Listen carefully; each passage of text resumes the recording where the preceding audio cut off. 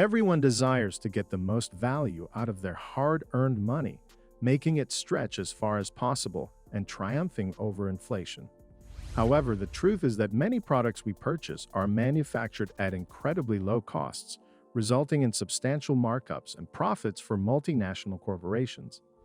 As we delve further into this topic, let's ensure you have a clear understanding of what markup means.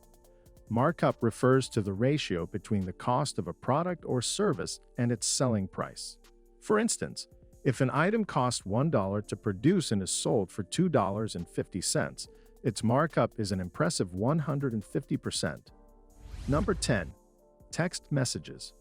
Remember the days when text messages were free? Well, that era is long over, and now the largest phone carriers have clamped down and released coverage plans that seek to maximize profits per text. The cost that major telecommunication giants like AT&T and Verizon have incurred for text average between a thousandth of a penny to 8,000 cents, but these days customers are charged an average of 20 cents per text. With payment plans that include pay-as-you, go annual, and multi-year options, that means we're paying tens of thousands more than it costs. That great deal you thought you were getting doesn't seem that grand once you do some simple math. So if wireless carriers price text messaging at their actual wholesale cost, we would pay approximately 1 to 8 cents for 1,000 text messages, and with so few companies offering complete coverage, coast-to-coast consumers' choices are limited thus. The price gouging could continue. Number 9. Popcorn. Popcorn and movies have always gone hand in hand, but the price of popcorn in movie theaters have undergone massive price hikes over the years as cinemas search out new revenue streams as studios take more percentage points on each new release. AMC and Regal Cinemas are two well-known theater companies that retail a small bag of popcorn for $6.50, which costs a mere 35 cents to produce. That equates to a markup of an astounding 18 times the actual production rate. But it's not all doom and gloom. Based on conducted studies, this markup enables theaters to keep ticket prices lower and increase sales. Number 8. Mattresses. Within the furniture industry, the mattress sector is far and beyond the most lucrative. With markup prices veering from the expensive to the extreme on the low end, buyers can find prices that include 100% markup on the high end. Mattresses could be marked up by well over 1,500%. That means you could be paying $5,000 for something that costs a mere $300 to make. This is the typical breakdown of what you're usually paying. So how is this possible? For a plethora of reasons, apparently, most obviously, it's because there are only a handful of companies in the industry. This sort of market form is called an oligopoly because in the mattress industry, only 4 companies account for around 60% of all revenue. Since there are so few competitors, these companies have easily aligned very high profit margins without competition, and we're just forced to pay their prices. So why doesn't someone just enter the market with a cheaper mattress and make millions? Well, it's not as easy as that. Most mattresses are sold through retailers who take a cut. They order from the largest manufacturers, and each mattress company usually slaps on a different name or label for each mattress retailer. Crucially, this makes it difficult for anyone but a true mattress expert to compare prices. So, when one retailer says they can match the price of another mattress, it may be because it's the exact same one. And after all, we only really buy a mattress every 5 to 10 years. So most of us find it hard to gauge its quality. Hardly anyone will feel bad laying on a new mattress when we've been sleeping on a mediocre one for years. So we usually just soak up the salesman's rhetoric that we're getting a good deal. Add to that all the features you likely don't notice, but they upsell you anyway, like extra foam, and you have yet more reasons to add additional margins to the sale.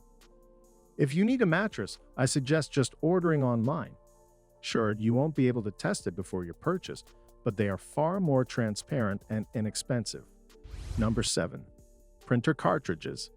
Being able to print documents from the privacy of your own home is a convenience we all want, but it also comes with an added expense.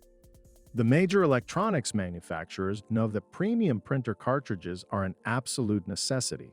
subjecting consumers into a catch-22 situation where they sell printers at relatively inexpensive prices, but generate millions with their lines of printer cartridges, according to studies.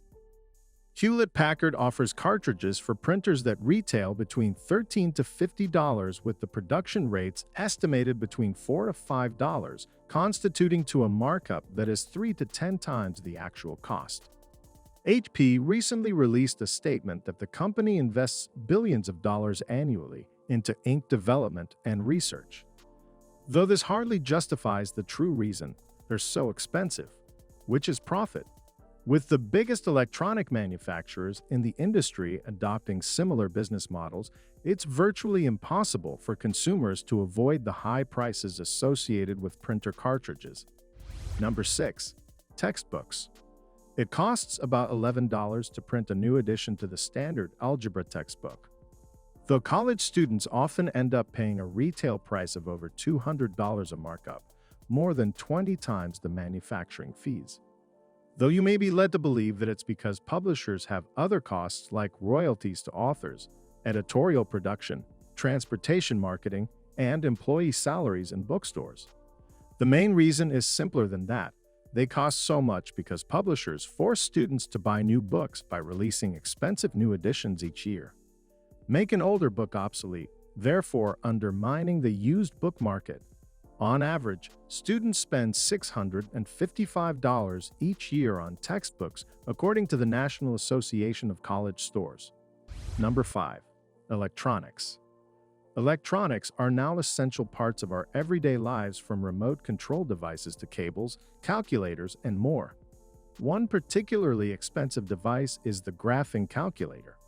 Texas Instruments is the leading manufacturer of these devices. Their production costs range between $15 to $20, but at retail, their TI-83 graphing calculator sells anywhere from $100 to $140, a markup price that is typically 7 times more than manufacturing costs. They could do this because textbook publishers often provide exercises that coincide with specific call calculators and their functions, necessitating students to purchase a specific device regardless of price. Other electronics, like TVs and video game systems, don't turn huge profits for electronic stores, so they turn to their accessories to maximize profits. HDMI cables give consumers the power to stream content directly between their TV and laptop at a cost of less than $3 wholesale. The retail price, however, averages about $20 and is unavoidable if you want to enjoy the advances in technology from the comfort of your home. Televisions these days are not manufactured inside the US anymore due to major brands outsourcing production costs to India and China, where the workforce works for substantially less than their American counterparts. Number 4. Shoes and clothing. The price we pay for clothes can vary dramatically from brand to brand, but one component that remains the same is the markup of items purchased. A typical polo shirt costs around $5 to make, but will sell for $14, a markup of 180%. The major costs include materials and transportation, with only around 2% of the wholesale costs going to the workers. There are only a few companies that can make the Made in the USA claim, as the majority of clothing brands opt for manufacturing overseas in other countries like Vietnam and Bangladesh, where the labor rate is around $2 an hour compared to the average US rate of $20 an hour. The cost to make a pair of American-made jeans like True Religion, for example, are around $50, but the retail price comes in at $335. The company factors in the cost of running stores, shipping, marketing, and other overheads to justify the markup of nearly 7 times the actual production rate. Another area where exorbitant retail prices abound is the shoe industry, with most major brands significantly market up prices to cover endorsement deals, international production, and marketing costs. Nike's Air Max, for example, carries a production cost of only $33, but retail for $190, a 600% markup that consumers are obviously willing to overlook. Similarly, the Yeezy Boost 750 costs around $76 to make but retails for $350. As long as there remains a hungry market for premium footwear, these prices will continue to hold. Number 3. Seasonal gifts. A cheap card typically costs $1 or $2 and premium cards can go for upwards of $8. But isn't that really expensive for something that is essentially just paper with some ink on it? Yes, but not as much as others in this video. Usually, the markup on a card is around 50 to 100%, which means that on the high end, something that costs $6 might cost around $3 to make as usual. The reason is economics. The main reason they're so cheap to make is because the lack of competition in the retail space.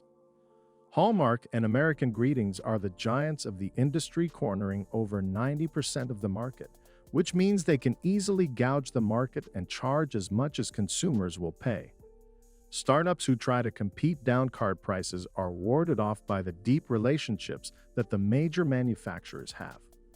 With major paper companies and distributors, they also prefer to charge a few dollars per card as a marketing tactic to encourage consumers to substitute up. Think about it. If the cheapest card was $3.99 as opposed to 99 cents, then you're more likely to switch to the $7 premium card if you are swaying to that design anyway.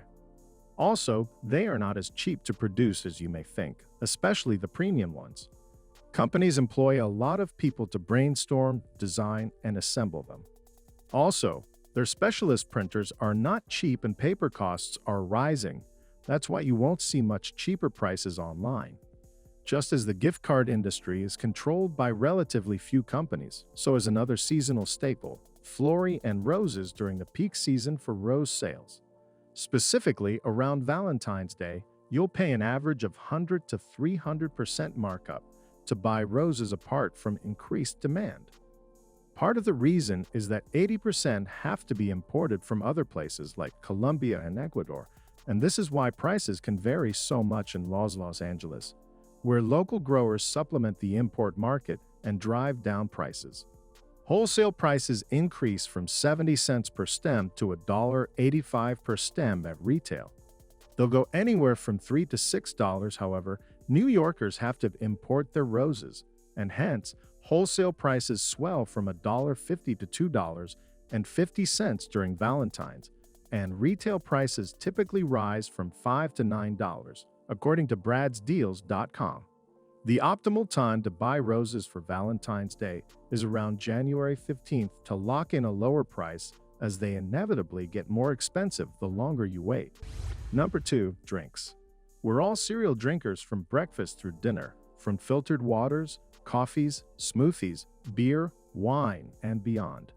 With such a high demand, the industry has a variety of practices in regards to pricing their products.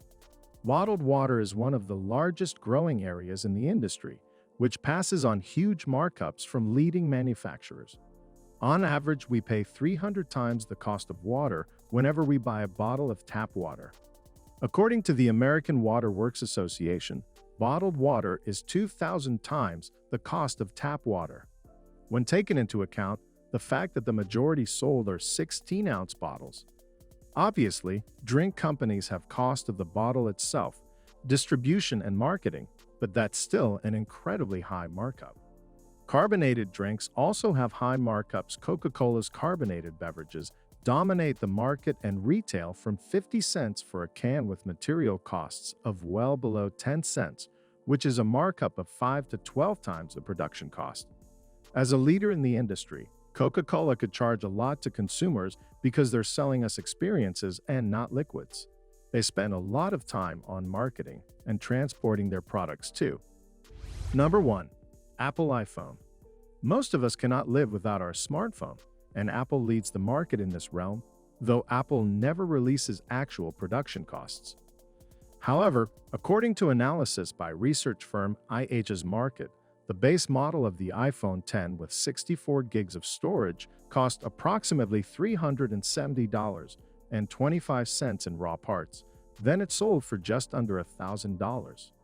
So, the markup is around 170% without taking all other development and design cost into account. That's actually a lot more expensive than previous models, as Apple has really paid a premium for parts of the flagship model. For example, the iPhone 6 Plus cost around $215 to make, whereas the cost of retail is $749, a markup of 250%. Still, it's not as much as other phones. The Galaxy S8 is said to cost around $307.50 per unit to make, and they retail just over $700. So the markup is a lot lower at 130%. So why are iPhones so expensive? It's simply because we're willing to pay for iPhones. Apple still has a reputation for being easier to use and more reliable than Android, though it's no longer necessarily the case. In reality, they also rarely offer discounts to make them seem more exclusive. So, there are very few opportunities for retailers to undercut the RRP on Apple's own site. Were you surprised about how inexpensive some products you buy are? Do you know any others I should have mentioned? Let me know in the comments down below. Thanks for watching.